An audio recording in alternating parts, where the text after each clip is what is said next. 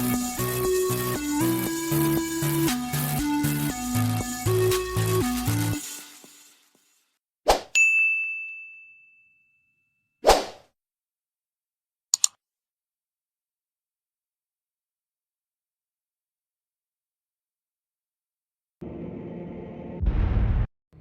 the art director here on Ghost Rider. One of the things about this project, it's been really good fun for character development. One of the great things is Marvel's actually given us a lot of leeway. We've been able to take their own characters, they've allowed us to redesign their characters.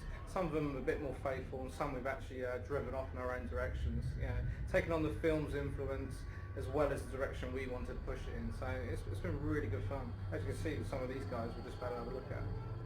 So one of the examples there is Scarecrow. When we actually looked at the comic version, he's quite dated. You can see from some of the artwork.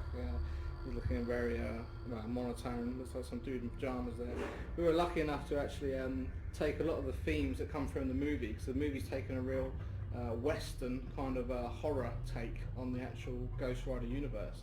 So that's something we took as inspiration for driving a lot of the characters. So our version of Scarecrow has taken on the Western theme, a lot more of the horror's gone into it. We've really accentuated the real kind of psychotic side to the Scarecrow.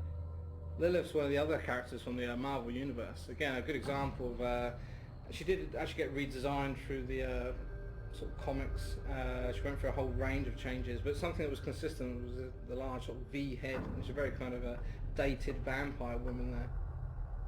So I think a good example of how we've made it a lot more contemporary, gone down this kind of gothic biker chick kind of look. Like Ghost Rider, the movie's got its own bike.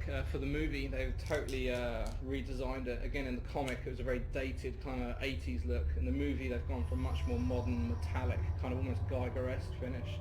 That's something we kind of keyed on a lot for the game. So as well as combat, there's a lot of bike action. So we actually had to create a lot of our own motorbikes for our actual characters, but obviously taking that fantasy element a lot further. So for people like Vengeance, we've taken that kind of theme from his design into his motorcycle. And same with Lilith, coming back to Lilith, she's got this very kind of slick, goth chick style design. As well as the more famous catalogue characters in the Marvel world, we've actually designed up some of the less famous characters. So we've actually got Death Watchers Ninjas and Muck Monster. Again, they've been really good fun to design. Marvel have been kind enough to give us a lot of leeway and actually redesign these characters. So they've kind of strayed quite away from the preconceived designs.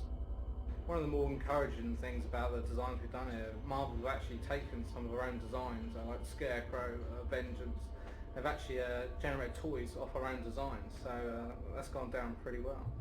So cheers for listening, and I hope you've enjoyed our take on the Marvel characters as much as we have. Cheers.